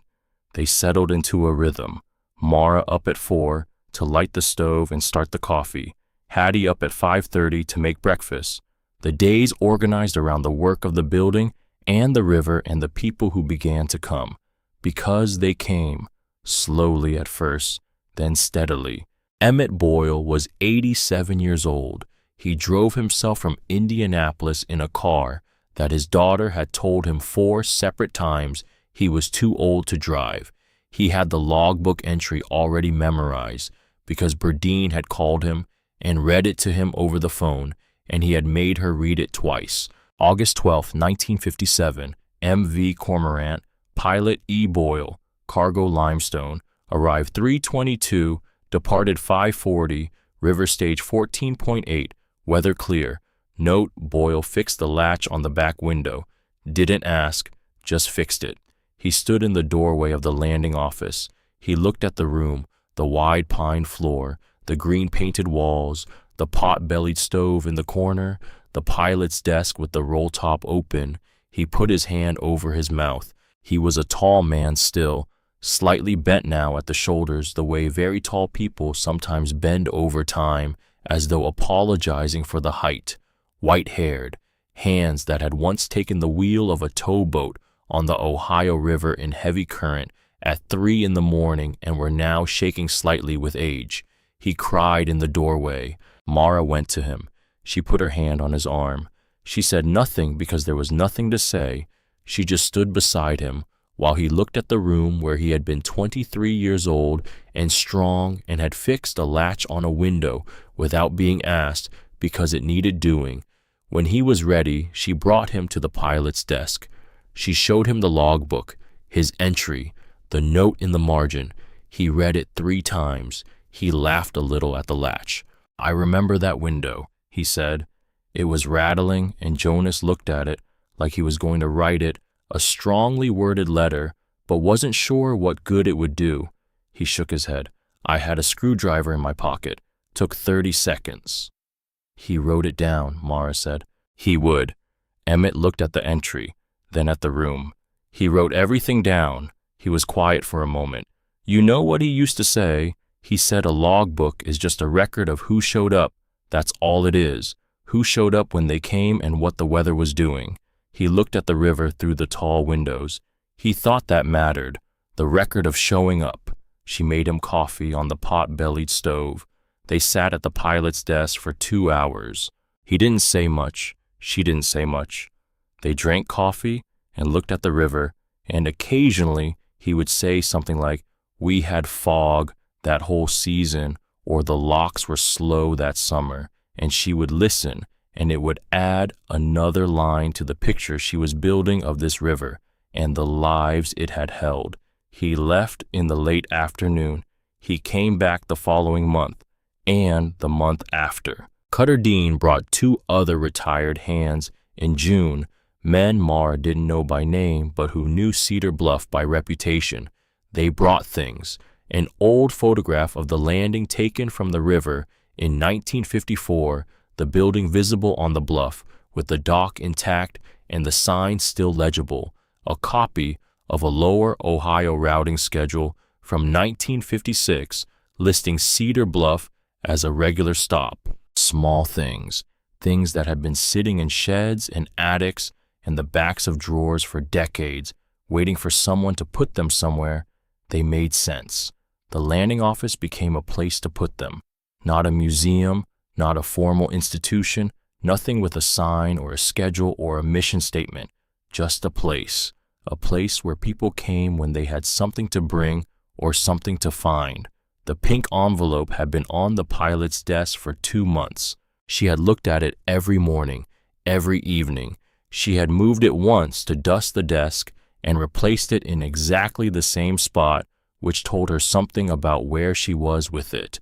Not ready, still not ready, until one night in early June, she was sitting by the stove after supper, and the light from the lantern was amber, and the river was doing its quiet thing outside, and Hattie had gone to bed, and the building was still, and Mara sat alone in the pilot's chair at the roll-top desk with the pink envelope in front of her, and she thought, stop waiting. She thought she waited long enough. 20 years is long enough. Open it. She opened it. The paper inside was 2 sheets, blue-lined notebook paper, the kind you buy in a drugstore. The handwriting she had been looking at her whole life, on grocery lists and birthday cards and notes left on the kitchen counter, and had never seen on something like this. Her mother's handwriting, Junie Holloway, written in 2005 when Mara was 2 years old and Junie was 31, and the doctor had just told her what the future was going to look like. Mara, my girl. If you're reading this, then the river did what I always knew it would.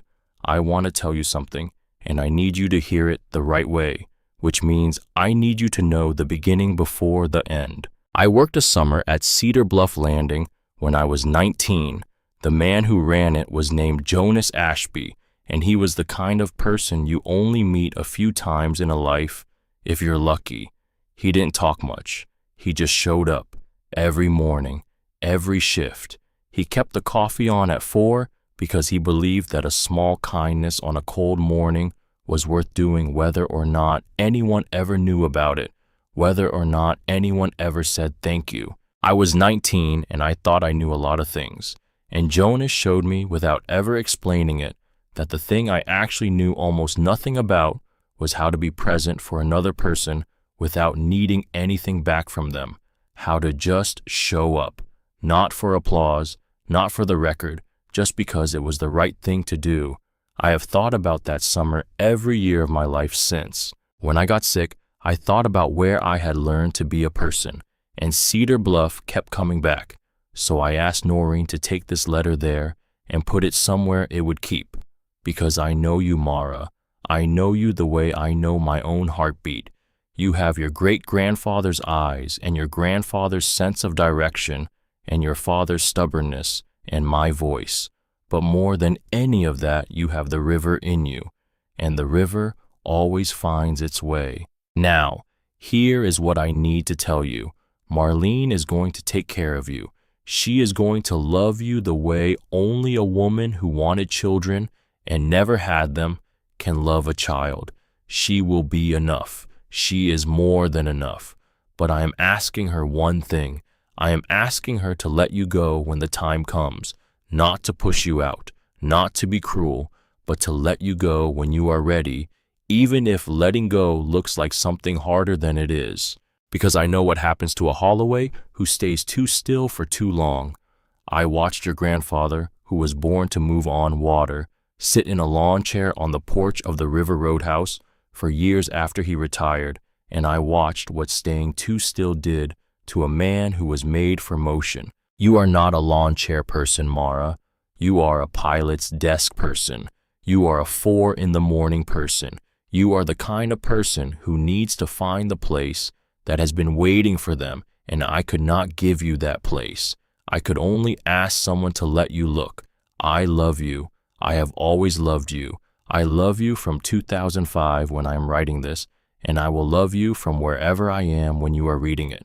The coffee pot is on the stove. It always has been. Your mother, Junie. She read it twice. Then she folded it along the creases that her mother's hands had made in 2005, and she placed it back in the pink envelope, and she set it on the desk. She did not keep her water inside her banks. Not this time. She let it come.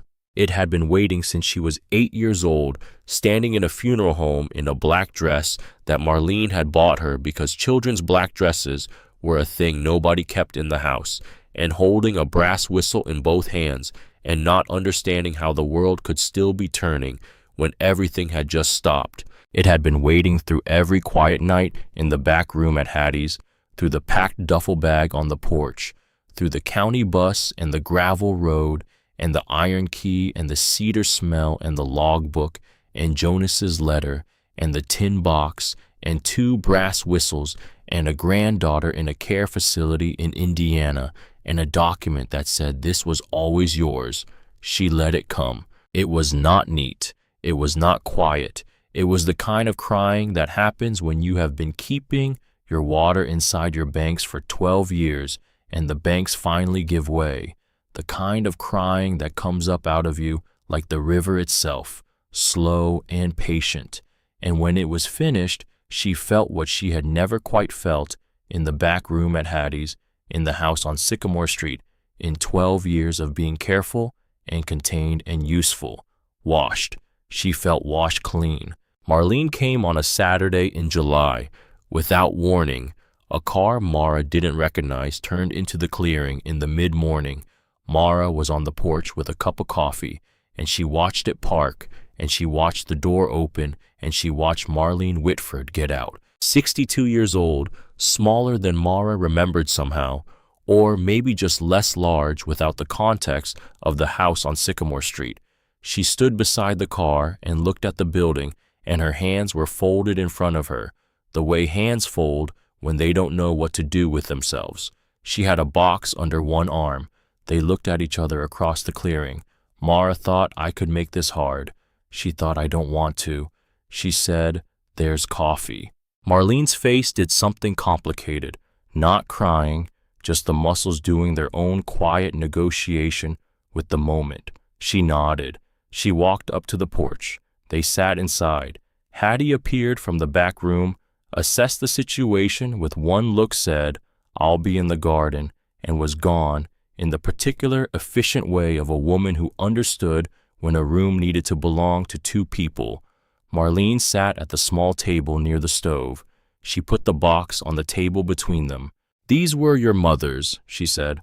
"Photographs, letters she wrote to her sister before her sister passed, some things from when she was a girl." She smoothed the top of the box with one hand. "I've been keeping them for years. I thought about sending them. I never sent them." "Why not?" Marlene looked at her hands.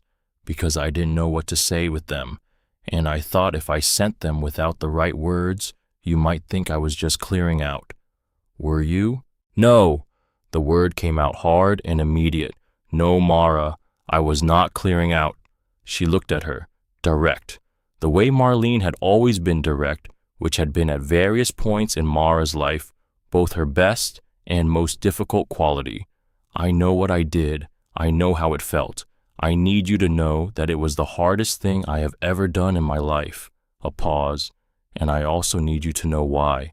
"I know why," Mara said. Marlene stopped. "Mom wrote me a letter," Mara said. "She left it here. Noreen delivered it in 2005. Something shifted in Marlene's face, the expression of a person who has been carrying a secret for a long time and has just been told it's no longer a secret. "She asked you," Mara said. "Yes, she asked you to let me go when I was ready." Marlene looked at the stove, at the steady warmth of the pot-bellied iron. It wasn't a command, it was a request. She said, "When the time comes, don't hold her too tight. A Holloway who stays too still loses something she can't get back." She was quiet for a moment. Earl was the moment. He didn't know it. It wasn't his doing. He was just the circumstance I had been waiting for. Mara sat with this. She thought about the night she had stood on the porch with the duffel bag in the November dark and felt the key under the mat and counted 11 blocks to Hattie's. She thought about the cot behind the dryers and the Folgers tin and the Greyhound bus and the iron key in her palm and the cedar smell and everything that had come after. She thought if Marlene had not packed that bag, I would still be on Sycamore Street. She thought I would never have found this place. She thought I would never have found any of this. She said, "Thank you." Marlene looked at her. "I mean it," Mara said. "I know it doesn't cancel anything out. I know it still hurt the way it hurt. But thank you for keeping her promise." Marlene was quiet for a long moment. Then she said, "Your mother was the smartest person I ever knew." "Yes," Mara said, "she was." Hattie came back from the garden at exactly the right moment with a plate of biscuits, and the three of them sat by the stove, and Marlene opened the box of photographs, and they looked at Junie in ways Mara had never seen her. Junie at 16 at a school picnic, laughing at something off camera, her whole face open with it. Junie at 22 standing on the bank of the Ohio in a summer dress with her arms out like she was about to fall in and didn't care. Junie at the county health office front desk, phone to her ear, not looking at the camera, busy with something that mattered. Marlene told stories. Junie winning a spelling bee at 15 and being quietly insufferable about it for 2 weeks. Junie arriving at Marlene's door in a rainstorm with a casserole for Roy, when Roy had been sick and refusing to come inside because she said she didn't want to be thanked for doing what was obvious. Sharp hands and a good eye. Laughing girl, the way people stay long after they are gone. They sat until the light through the tall windows went gold and then copper, and then the particular deep blue of a summer evening on the river bluff. Marlene stayed for 3 days. She slept in the back room on the cot frame. She and Hattie, who had not met before, took to each other with the immediate practical ease of two women of a certain age who recognized in each other someone who knew how to get things done without a lot of discussion. Marlene looked at the logbook before she left. She stood at the pilot's desk and read Jonas's entry about Junie. The laughing girl, sharp hands and a good eye. She read it twice. She said, "She never told me about this summer." "No," Mara said. "She didn't tell anyone." "Why do you think?" Mara thought about it. "Because it was hers," she said finally. "Some things you keep because they belong to you and you're not ready to share them yet. And then time passes and it's still yours and the sharing never happens." She looked at the logbook, but she kept it. She carried it, and she knew it would matter eventually. Marlene looked at her for a long moment. "You sound like her," she said. "When you talk like that, you sound exactly like her." She drove away on a Tuesday morning in the blue Buick. Mara stood in the clearing and watched her go. Then she went inside and put the coffee on. The logbook stayed in the locked drawer of the pilot's desk, wrapped in the cloth that had held Jonas's whistle. Mara brought it out for people who needed to see it, for the old pilots who wanted to find their own names in it, for the people who came because they had heard about a grandfather or a father or an uncle who had worked the lower Ohio and wanted to know if he'd ever stopped at Cedar Bluff. Many of them had.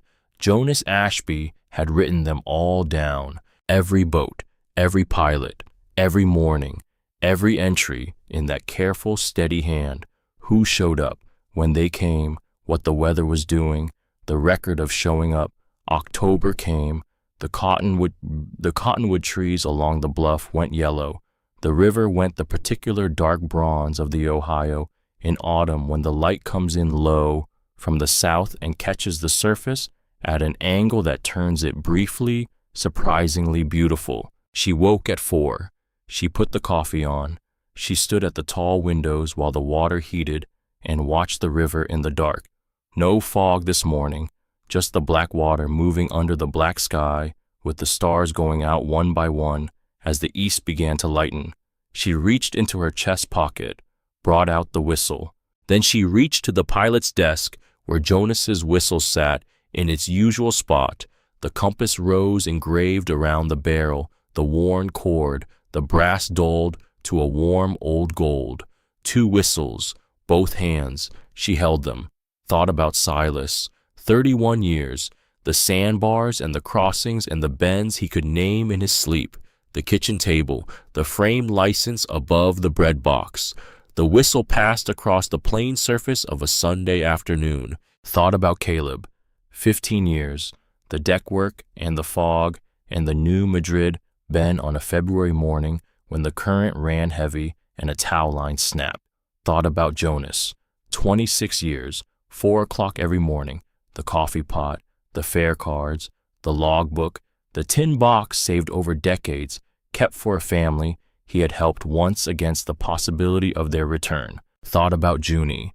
A summer at 19, a laugh that carried across parking lots, a letter written at 31 on blue-lined notebook paper and delivered to an abandoned building by a woman who was her friend because she believed without proof that her daughter would find it.